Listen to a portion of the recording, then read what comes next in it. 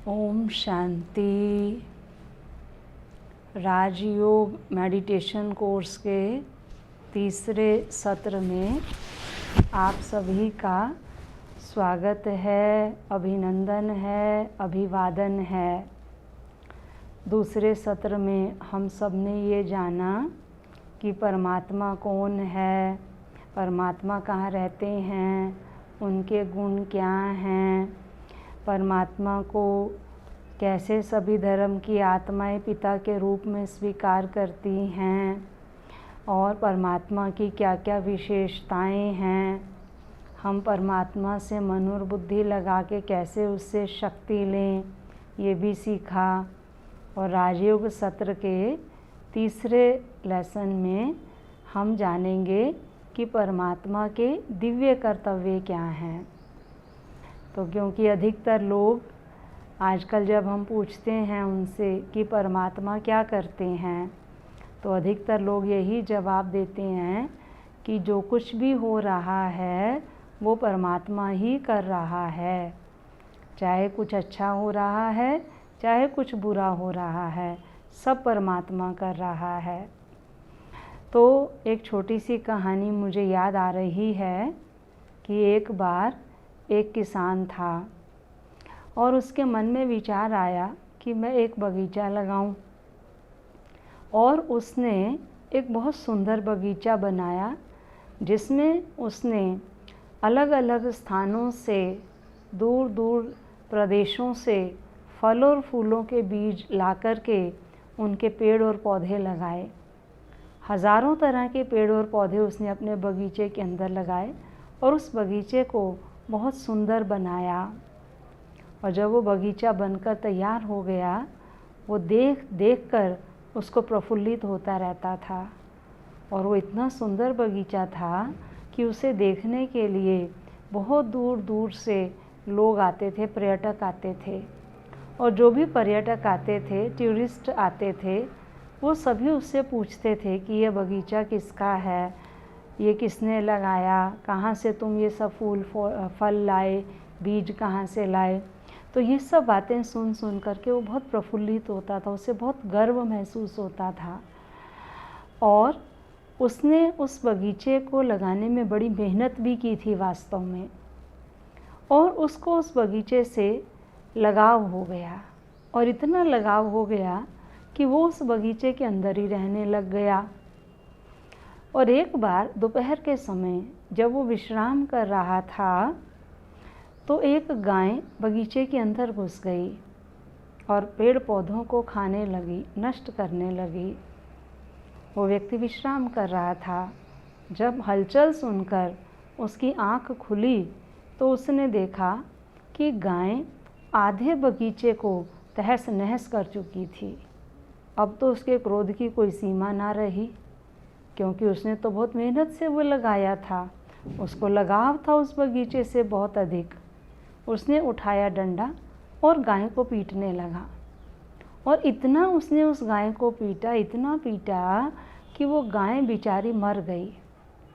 और जैसे ही वो गाय मरी, गौ हत्या के संकल्प से वो बहुत भयभीत हो गया, डर गया। वो उसको लगा कि आज मेरे हाथ से ये क्या हो गया, ये तो महान पाप हो गया, गौ हत्या हो गई। और गौ हत्या के विचार से ही वो जब भयभीत हो रहा था, तभी उसके मन में तुरंत दूसरा विचार आया कि जो कुछ करवाता है वो भगवान ही करवाता है। मैंने थोड़ी इस गाय को मारा, इस गाय को तो भगवान ने मारा। और उसी समय पर वहाँ एक फरिश्ता आया और उस फरिश्ते ने उस किसान से पूछा कि ये बगीचा किसका है। उसने कहा मेरा है। तो कहा इसमें जो फल फूल पेड़ पौधे हैं ये किसने लगाए। कहा मैंने लगाए हैं। कहा इसकी देखरेख कौन करता है। मैं करता हूँ। तो जो भी बात वो फरिश्ता उससे पूछता, वो बड़े गर्व से कहता मैंने किया, मैं करता हूँ, मैं यहाँ रहता हूँ, मैंने ये सारी मेहनत की है। फिर अंत में उस फरिश्ते ने उससे पूछा कि इस गाय को किसने मारा। तो वो व्यक्ति कहता भगवान ने मारा। तो आज हमारी भी यही दशा है। कोई अच्छा कर्म हम करते हैं, कोई प्राप्ति होती है, कोई प्रारब्ध होती है, हम कहते हैं हमने मेहनत की है, ये मेरी मेहनत का फल मुझे मिला है, ऐसे थोड़ी मेरे को ये प्राप्ति हो गई है। आपको नहीं पता मैंने इसके लिए कितनी एड़ियाँ, मैंने जूते घिसाए हैं इसके लिए कितने। और जब कोई दुख की बात आती है, कोई अप्राप्ति की बात आती है, तो दोष देते हैं भगवान को कि भगवान ने मेरे साथ ऐसा क्यों किया, भगवान ने मेरे साथ ही ये क्यों किया। या फिर कई कहते हैं मेरे साथ ही ऐसा करता है भगवान बार बार, है ना, भगवान तो मेरे ऊपर ही बेरहम हुआ पड़ा है, भगवान को मेरे ऊपर दया भी नहीं आती है, या भगवान ने ये चीज़ हमसे छीन ली है। तो कुछ भी शब्द हम भगवान के लिए बिना सोचे समझे बोल देते हैं। तो हमें वास्तव में ये जानने की ज़रूरत है कि परमात्मा क्या करता है और क्या नहीं करता है। क्योंकि आप देखेंगे कि जो आज हमारे देश के अंदर राष्ट्रपति या प्रधानमंत्री भी हैं, तो उन सबके अधिकार और कर्तव्यों की एक सीमा होती है कि ये उनके अधिकार क्षेत्र में आता है, लेकिन अधिकारों को लेने के साथ साथ उन्हें अपने कर्तव्य भी निभाने हैं। और वो कर्तव्यों की भी सूची बनी हुई होती है कि कौन कौन से कर्तव्य कौन कर सकता है। तो जो परम आत्मा है, सुप्रीम सोल है, सारी सृष्टि का रचयिता है, नियंता है, तो क्या वो दुनिया के छोटे छोटे काम करेगा? जैसे बहुत से लोग कहते हैं पत्ता पत्ता भी भगवान की मर्जी से हिलता है, अगर भगवान की मर्जी ना हो तो पत्ता भी ना हिले, ये पत्तों को भी भगवान हिला रहा है। अब ये बात थोड़ा सा विचारणीय है कि पत्तों को क्या हवा हिलाती है या भगवान हिलाता है? ये तो प्रकृति है, अग्नि, जल, पृथ्वी, वायु और आकाश, ये प्रकृति के 5 तत्व हैं और पांचों तत्व अपना अपना कर्तव्य कर रहे हैं। तो हवा का कर्तव्य क्या? हवा चलती है तो स्वतः ही पत्ते हिलते हैं। इवन देन आप देखेंगे अभी गर्मी के अंदर पंखा चलेगा, पंखा चलेगा तो क्या होगा, अगर आपने टेबल पर बिना पिन किए कोई पेपर्स रखे हैं ऐसे ओपन, तो वो सारे पेपर क्या होंगे, हवा में उड़ने लग जाएंगे। अब उन पेपर्स को किसने उड़ाया? तो थोड़ा सा हमको ये विचार करने की बात है कि जो सर्वशक्तिवान है उसके कर्तव्य भी कैसे होंगे, उसके कर्तव्य भी तो उसके अनुरूप ही होंगे। जब वो परम आत्मा है तो उसके कर्तव्य भी परम होंगे। जैसे हम कहते हैं ऊंचा तेरा नाम, ऊंचा तेरा धाम, ऊंचा तेरा काम। तो परमात्मा ऊंचे से ऊंची शक्ति है, उसका नाम भी ऊंचा है, उसका धाम भी ऊंचा है और उसका काम भी ऊंचे से ऊंचा है। तो जैसे हम इंग्लिश में परमात्मा को गॉड फादर कहते हैं, परमात्मा के जितने भी नाम हैं वो सभी नाम उसके गुण और कर्तव्यवाचक हैं, वो सिंबॉलिक हैं। ऐसे ही परमात्मा के नाम नहीं रख दिए गए हैं। जैसे हम भगवान शब्द कहते हैं तो भगवान यानी जो भूमि, गगन, वायु, अग्नि, नीर, इन सब के बंधन से मुक्त है, वो 5 तत्वों के प्रकृति के बंधन से मुक्त है। इसी प्रकार से जब हम उसको कहते हैं गॉड, तो गॉड वर्ड में आप देखेंगे 3 अल्फ़ाबेट्स आते हैं और वो तीनों अल्फ़ाबेट्स परमात्मा के ये 3 कर्तव्य सिद्ध करते हैं, जिसमें सबसे पहले दिखाया G for generation, O for operation and D for destruction. तो ये 3 परमात्मा के मुख्य कर्तव्य हैं, स्थापना का कर्तव्य, पालना का कर्तव्य और विनाश का कर्तव्य। अब परमात्मा स्वयं तो निराकार है, ज्योति बिंदु स्वरूप है। अब वो निराकारी परमात्मा साकारी सृष्टि का संचालन कैसे करेगा? तो साकार सृष्टि के लिए परमात्मा को माध्यम भी कैसे चाहिए? साकार माध्यम चाहिए हैं। क्यों? क्योंकि निराकार बिना मुख से कैसे बोलेगा, कर्तव्य कैसे करेगा? जैसे आप देखेंगे हमारे देश के प्राइम मिनिस्टर हैं, अब प्राइम मिनिस्टर के आगे कितने और मिनिस्टर्स हैं? तो प्राइम मिनिस्टर स्वयं सारे कर्तव्य नहीं करते हैं। उन्होंने क्या किया हुआ है, मिनिस्टर्स अलग अलग मिनिस्ट्री के लिए अपॉइंट हैं, है ना। कोई जो है हमारा रेल मंत्री बना हुआ है, कोई खाद्य मंत्री बना हुआ है, कोई परिवहन मंत्री बना हुआ है, कोई मुख्यमंत्री बना हुआ है। इस प्रकार से अलग अलग मंत्रियाँ, पूरा मंत्रिमंडल है और उस मंत्रिमंडल के अंदर अलग अलग मंत्रियों को अलग अलग विभाग सौंपे गए हैं, अलग अलग कर्तव्य सौंपे गए हैं। तो इसी प्रकार से जो परमात्मा है, परमात्मा इन 3 देवताओं के माध्यम से ये 3 मुख्य कर्तव्य सृष्टि के कराते हैं। क्योंकि हम उसकी महिमा में क्या गाते हैं कि वो करण करावनहार है। करण करावनहार शब्द में 2 शब्द हैं, एक है करणहार और दूसरा है करावनहार। करणहार यानी करने वाला और करावनहार यानी करवाने वाला। तो कुछ कर्तव्य परमात्मा स्वयं करते हैं और कुछ कर्तव्य परमात्मा करवाते हैं। तो परमात्मा मुक्ति, जीवन मुक्ति देने का कर्तव्य, मनुष्य आत्माओं को सुख शांति देने का कर्तव्य ये स्वयं करते हैं। लेकिन नई सृष्टि की स्थापना का कर्तव्य, पुरानी सृष्टि के विनाश का कर्तव्य और सतयुगी दुनिया की पालना का कर्तव्य ये परमात्मा इन 3 देवों के माध्यम से कराते हैं, जिसको हम त्रिदेव भी कहते हैं या ब्रह्मा विष्णु शंकर भी कहते हैं या त्रिमूर्ति भी कहते हैं। तो सर्वप्रथम परमात्मा का जो पहला कर्तव्य है वो है ब्रह्मा के द्वारा सृष्टि की स्थापना का कर्तव्य। अब आप देखेंगे यहाँ जो ब्रह्मा दिखाए गए हैं वो एक साधारण मनुष्य के रूप में दिखाया गया है।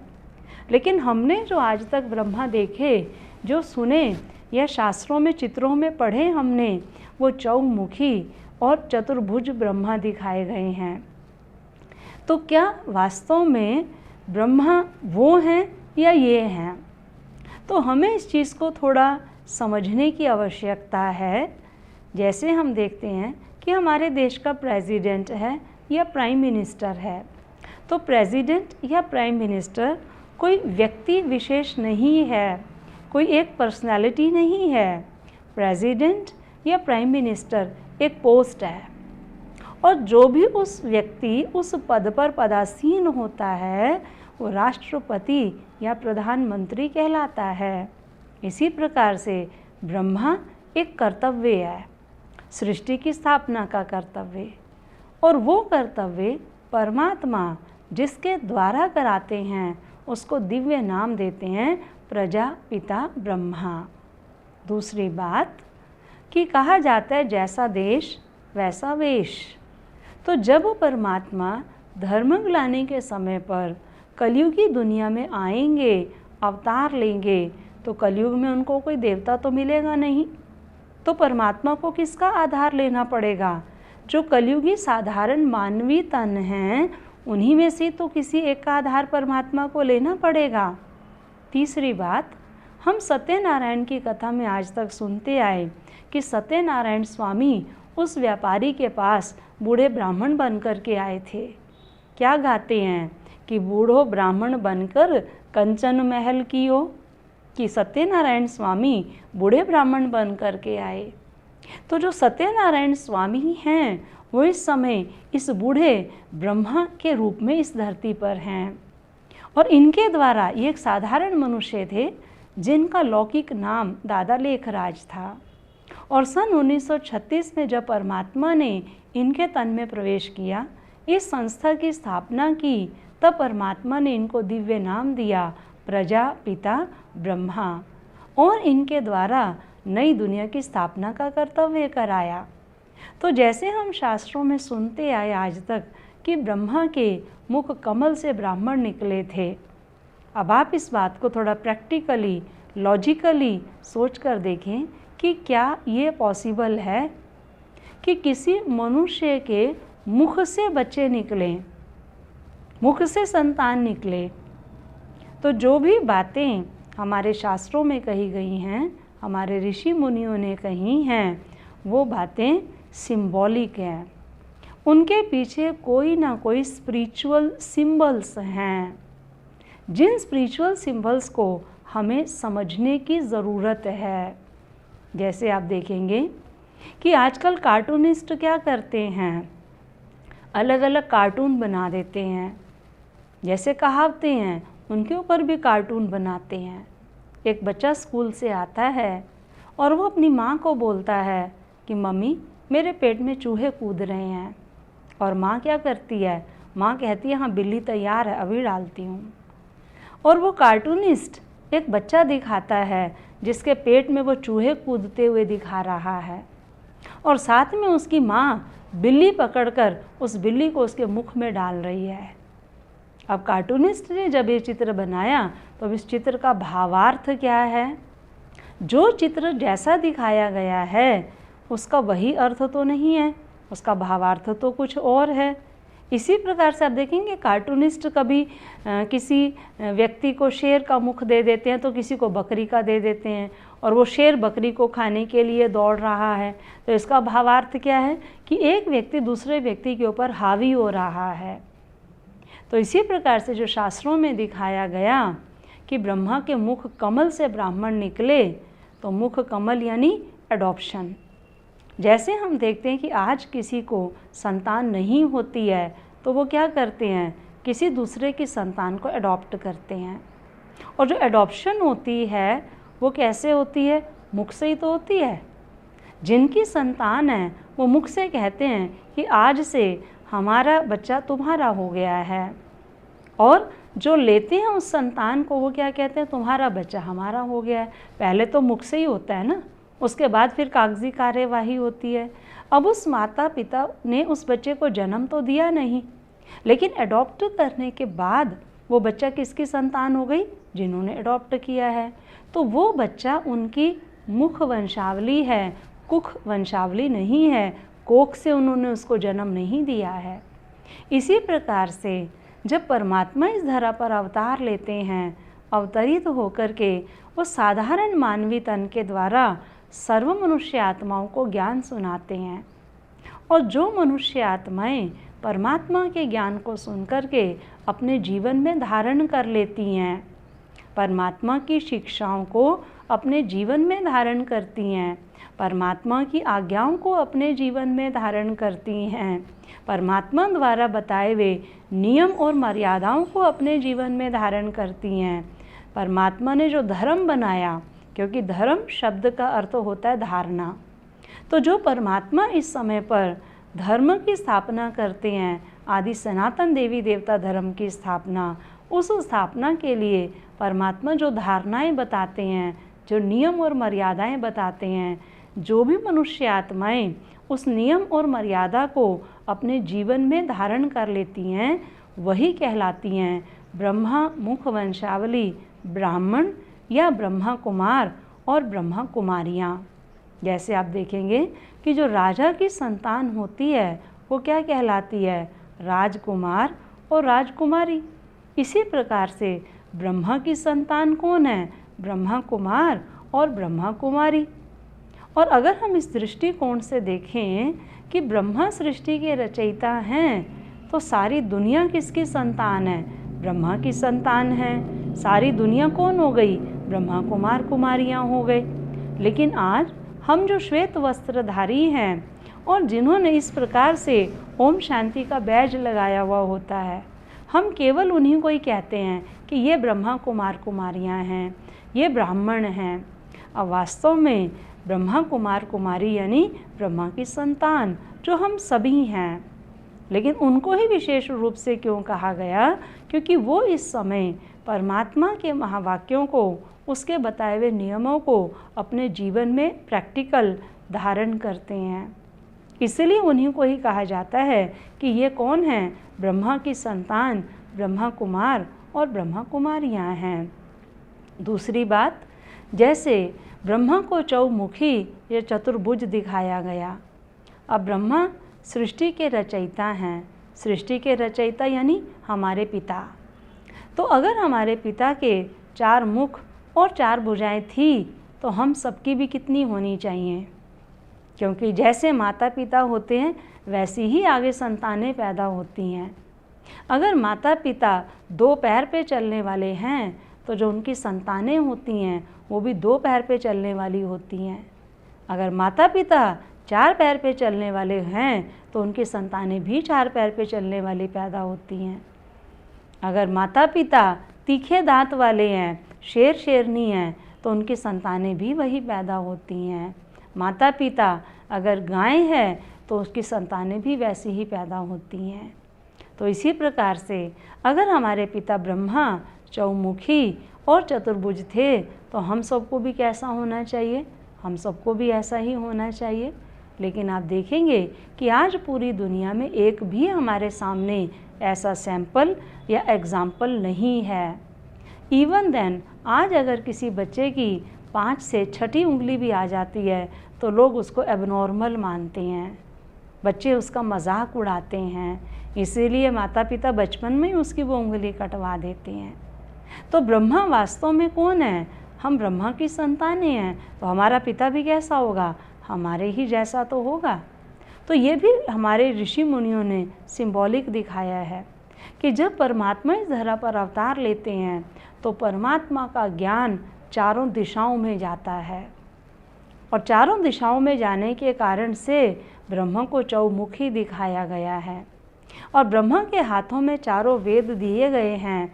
जब परमात्मा इस धरा पर आते हैं वो इस साधारण मानवीय तन के द्वारा ब्रह्मा के द्वारा ज्ञान देते हैं, तो वो ज्ञान सभी शास्त्रों का सार बताते हैं, इसेंस बताते हैं। इसीलिए ब्रह्मा के हाथ में चारों वेद दिए गए हैं, और ब्रह्मा के द्वारा इस समय परमात्मा नई दुनिया सतयुग जिसमें आदि सनातन देवी देवता धर्म होगा उसकी स्थापना कर रहे हैं। क्योंकि आज की दुनिया को हम क्या कहते हैं, ये दुनिया नर्क बन गई है, कलयुग बन गई है। और कई लोगों ने गीत भी बना दिया, दुनिया बनाने वाले क्या तेरे मन में समाई, तूने काहे को दुनिया बनाई। क्योंकि ये दुनिया जितनी गंदी हो गई है, तमो प्रधान हो गई है, इसमें भ्रष्टाचार, दुराचार, अत्याचार, पापाचार अपनी चरम सीमा पर पहुंच गया है। और ऐसी दुनिया को देखकर लोगों के मन में प्रश्न उठता है कि भगवान को क्या पड़ी थी ऐसी गंदी दुनिया बनाने की। तो भगवान हम बच्चों से ही प्रश्न पूछते हैं कि बच्चे, क्या कभी तुम बासी रोटी बना सकते हो?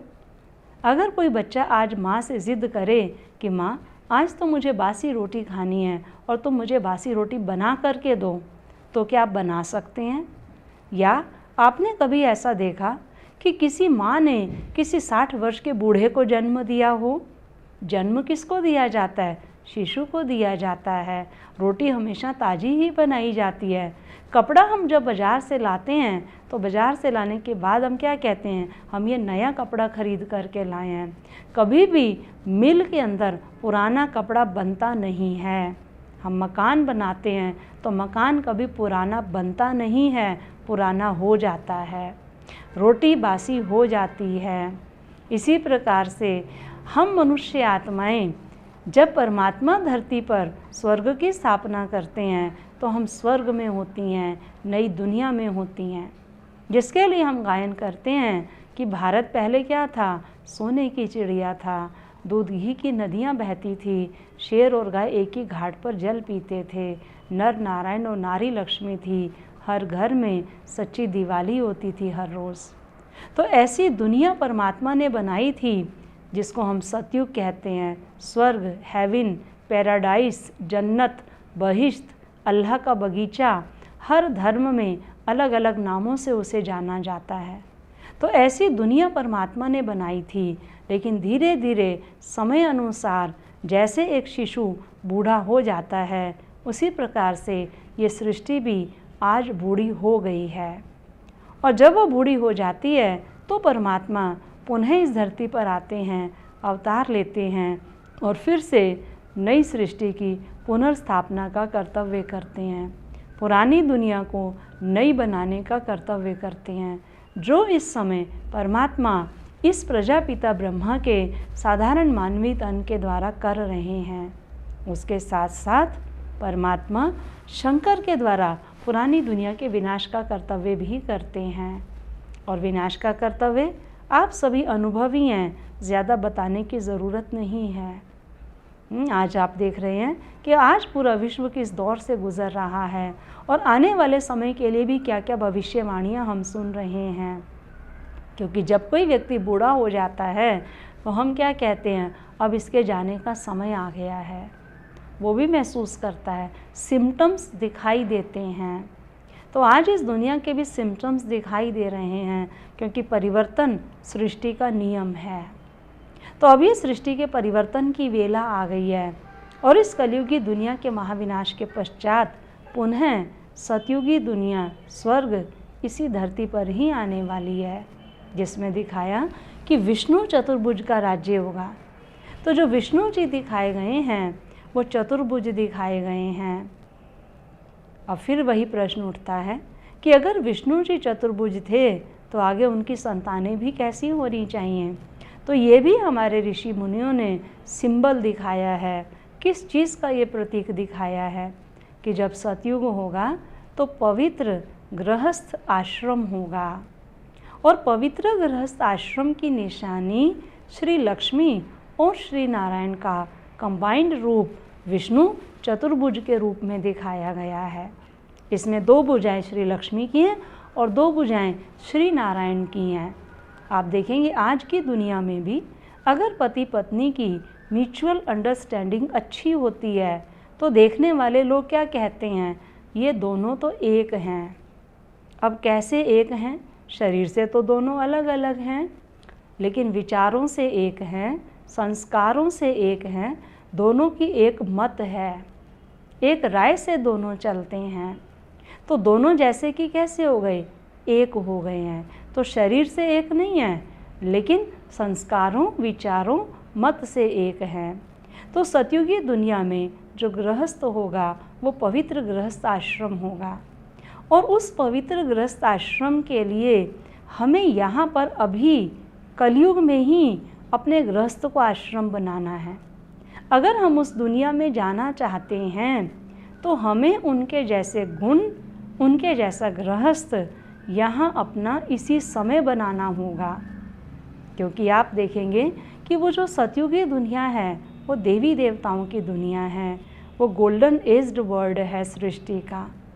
तो जैसे हम किसी विवाह में जाते हैं तो हम कैसे जाते हैं, है ना। आप अभी ये सेशन देख रहे हैं, है ना, आप अपने कैजुअल वियर्स में होंगे, घर के ही कपड़ों में होंगे, और अभी अभी आपके पास कोई आए और कहे कि मेरे साथ आप किसी 5 स्टार होटल में चलो, वहाँ पार्टी है, किसी की मैरिज पार्टी है, और इन्हीं कपड़ों में ही चलो जैसे आप बैठे हो, क्या आप जाएंगे? ज़रूर आप विचार करेंगे ना, कहेंगे वहाँ पर 5 स्टार होटल में किसी की मैरिज पार्टी है तो मुझे उस प्रकार की ड्रेसेस भी पहननी है, मेकअप भी करना है, सूटेड बूटेड होकर के उस प्रकार से जाना है। तो सोचो, जो नई दुनिया स्वर्ग देवी देवताओं की दुनिया है, जिसमें आत्माएं और शरीर दोनों गोल्डन एज्ड हैं, प्रकृति भी अपनी गोल्डन एज्ड स्टेज में होगी, वहाँ पर पूरी धरती पुण्य आत्माओं की दुनिया होगी। तो क्या उस पुण्य आत्माओं की दुनिया में हम बिना तैयारी के चले जाएंगे? उसके लिए हमें यहाँ पर ही तैयारी करनी है, और वो तैयारी क्या है? इनके चारों अलंकारों को हमें आज अभी अपने जीवन में इस समय ही धारण करना होगा। तो आप देखेंगे इनके हाथ में ये जो 4 अलंकार दिखाए हैं, स्वदर्शन चक्र, गदा, शंख और पद्म दिखाया गया है। ये चारों अलंकार भी सिंबॉलिक हैं। देवी देवताएं कोई चक्र से किसी का गला नहीं काटते थे, ना किसी को गदा से मारते थे। देवी देवताओं की महिमा में तो हम क्या गाते हैं, डबल अहिंसक थे। लेकिन ये अस्त्र शस्त्र इस समय हमें अपने जीवन में धारण करने हैं। जो सबसे पहले दिखाया स्वदर्शन चक्र। गृहस्थ में आज झगड़े का कारण क्या होता है कि हर व्यक्ति की उंगली दूसरे के ऊपर होती है, हम दूसरों के अवगुण देखते हैं। लेकिन हम कहावत क्या सुनते आए, बुरा जो देखन मैं चला, बुरा न मिलिया कोई, जो दिल खोजे आपना, मुझसा बुरा ना कोई। तो हमें किसको खोजना है, उंगली किसकी तरफ करनी है? दूसरी मनुष्य आत्माओं की तरफ नहीं करनी है, हमने स्वयं को देखना है, अपने अवगुण देखने हैं। और हर व्यक्ति अगर स्वयं को देखने लग जाए, स्वदर्शन करने लग जाए, स्वयं के दर्शन, आत्मदर्शन, तो ज़रूर उसकी कमियां समाप्त हो जाएंगी। क्योंकि जब कोई दूसरा व्यक्ति हमें हमारी कमी की तरफ पॉइंट आउट करता है तो हमें क्रोध आता है और हम उसकी कमियां उसको बताने लग जाते हैं। लेकिन जब हम ज्ञान के दर्पण में स्वयं अपना चेहरा देखेंगे तो उस पर जो लगे हुए काले दाग धब्बे हैं, हम स्वयं उनको उतारेंगे। दूसरा दिखाया है गदा। गदा जो दिखाया है वो ज्ञान की शक्ति का प्रतीक दिखाया हुआ है कि जब हम रोज़ ज्ञान सुनते हैं तो वो ज्ञान आत्मा के अंदर खुराक के रूप में जाता है और उससे आत्मा शक्तिशाली होती है, जिससे ग्रस्त में आने वाली परेशानियों का, परिस्थितियों का, चिंता और तनाव का हम सहज रूप से सामना कर सकते हैं। उनका सामना करने में हम सक्षम हो जाते हैं। और तीसरी निशानी दिखाई है शंख। कहा जाता है, ऐसी वाणी बोलिए मन का आपा खोए, औरन को शीतल करे आपहु शीतल होए। आज गृहस्थ के अंदर झगड़े का एक कारण ये भी है कि हमें हमारे बोल के ऊपर कंट्रोल नहीं है। कहते हैं, जिसने अपनी जीभ को जीत लिया उसने दुनिया को जीत लिया। ये जीवा ही है जो तख्त पर भी बिठाती है और तख्ते पर भी चढ़ाती है।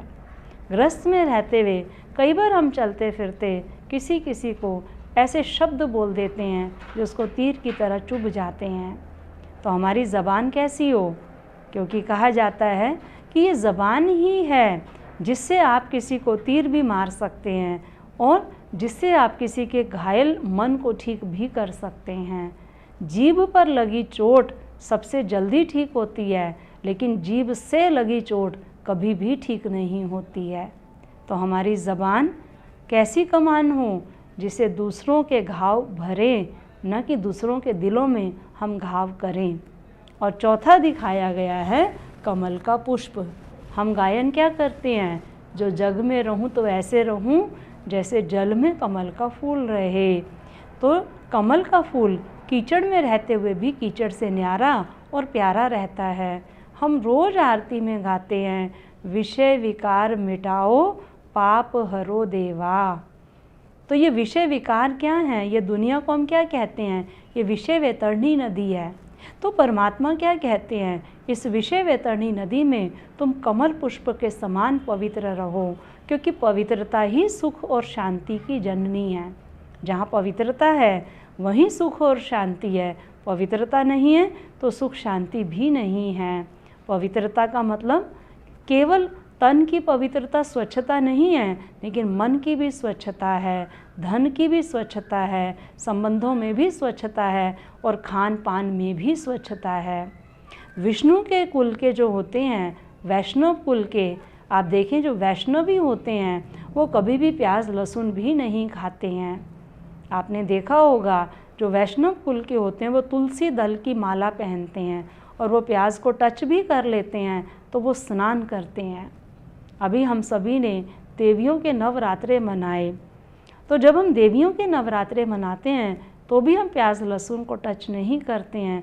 उसको अशुद्ध भोजन माना जाता है, क्योंकि प्याज और लहसुन तामसी भोजन के अंदर आते हैं। तो अगर हम चाहते हैं कि हमारा गृहस्थ आश्रम बन जाए तो हमें खान पान की शुद्धि भी रखनी होगी, स्नान की शुद्धि भी रखनी होगी।